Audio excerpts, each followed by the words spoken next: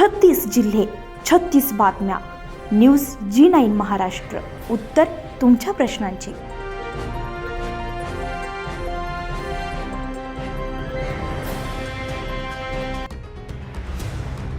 उद्योग व्यवसायाच्या नावाखाली रोजगार आणि मासिक उत्पन्नाचे आमिष दाखवून गुरुदेव नगर येथील 36 महिलांकडून तब्बल 90,000 रुपये उकळण्यात आल्याचा धक्कादायक प्रकार उघडकीस आलाय.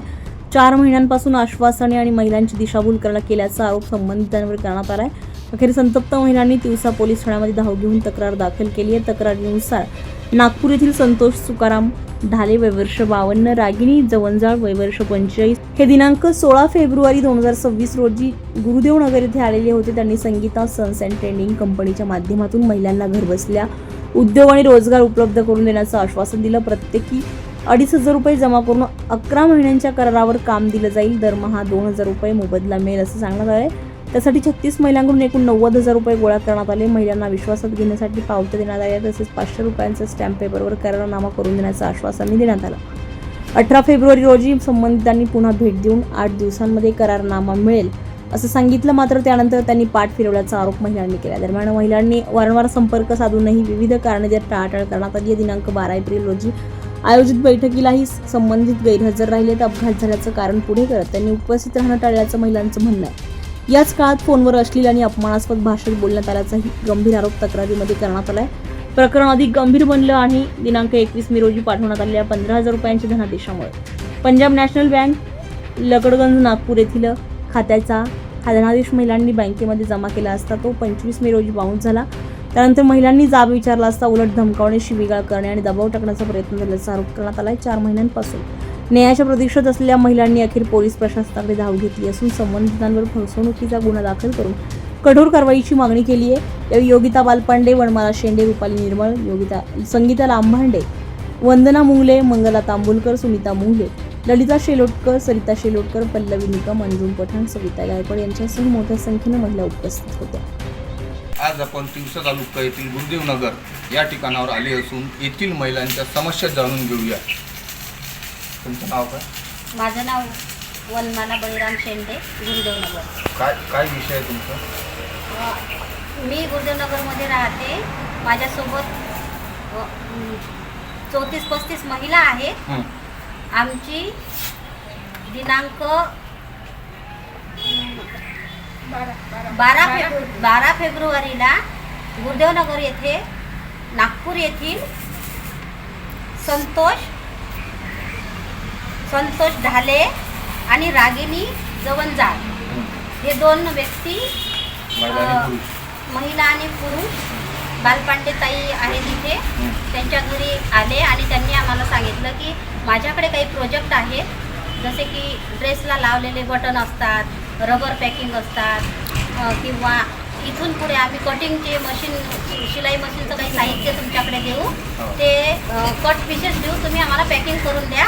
त्याच्या बदल्यात तुम्ही आम्ही तुम्हाला कंपनी 2,000 रुपये महिना दिल्या जाईल. तसेच जसजसं आम्हाला माल लागेल तसतशा पद्धतीनं तुम्ही आम्हाला तो प्रोजेक्ट पुरवायचा. पॅकिंग तुमच्या घरीच तो करू शकता. कच्चा माल आम्ही तुमच्या घरापर्यंत पोहोचवू आणि न्यायला सुद्धा आम्हीच येऊ. परंतु तो माल जो आम्ही मोजून देतो त्याच्यामध्ये काही जर कमी पडलं न्यायच्या वेळेला तर तुमची आमचं नुकसान झालं नाही पाहिजे कंपनीचं, म्हणून तुमची सिक्युरिटी म्हणून तुम्ही 2,500 रुपये आमच्याकडे जमे ठेवा. ज्या वेळेस तुमचा 11 महिन्याचा करार राहील, 11 महिन्याच्या नंतर तुमचे पैसे तुम्हाला परत केले जातील. परंतु या कामाच्या मोबदल्यात तुम्हाला आम्ही 2,000 रुपये महिना प्रत्येक महिन्याला देऊ आणि काम पण 11 महिने पुरवू. अशा पद्धतीने त्यांनी आम्हाला सांगितलं. मग तुमचं ॲग्रीमेंट करून घेतलं का त्यांनी? तर पहिल्या दिवशी ते आले, 2 दिवसांनी येतो म्हणाले. 2 दिवसांनी आल्यानंतर त्यांनी सांगितलं की मी जेव्हा आलो तर रेव्हन्यू स्टॅम्प जिथे मिळतात ते बंद झालं होतं वेळ झाल्यामुळे. तर मी 2 दिवसांनी किंवा 8 दिवसांनी आल्यानंतर तुम्हाला 500 रुपयाच्या स्टॅम्पवर नोटरी करून देईल, अशा पद्धतीने आम्हाला आश्वासन दिलं होतं. परंतु अद्याप ते काही अजून आले नाही. किती दिवस झाले आले नाही? या गोष्टीला 4 महिने झाले, परंतु ते काही आले नाही. आणि याची तुम्ही तक्रार म्हणजे पोलीस स्टेशनला कळवली? आजच्या तारखेत आम्ही पोलीस स्टेशनला सर्व महिलांनी लेखी स्वरूपात निवेदन दिलेलं आहे. आता काय होईल ते बघू पुढे.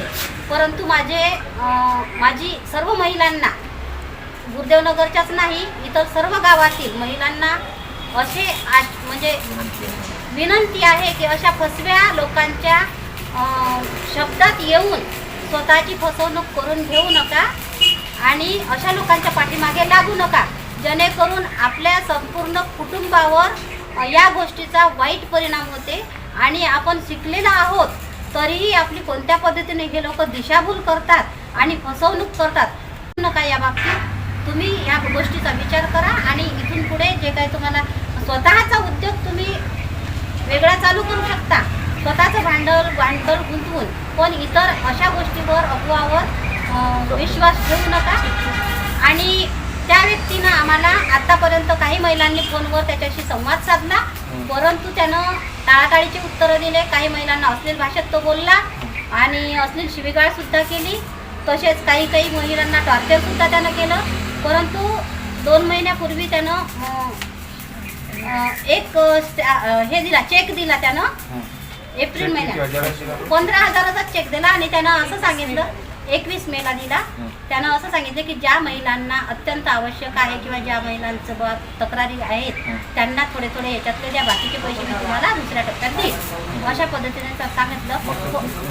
परंतु तो चेक बँकेत टाकला असता तो बाउन्स झालेला आहे, 25 तारखेलाच बाउन्स झाला. म्हणून आमची फसवणूक झाली हे आमच्या सर्वांच्या लक्षात आलं आणि ही तक्रार घेऊन आम्ही पोलीस स्टेशनला लेखित स्वरूपात तक्रार दिलेली आहे. आता त्यांनी आम्हाला आश्वासन दिलं की पुढे आमच्या पद्धतीने आम्ही चौकशी करू आणि तुम्हाला न्याय मिळवून देऊ, अशा पद्धतीने पोलीस स्टेशनमध्ये आमचं समाधान केलं. न्यूज जी9 महाराष्ट्रासाठी नंदकिशोर मते, दिवसा.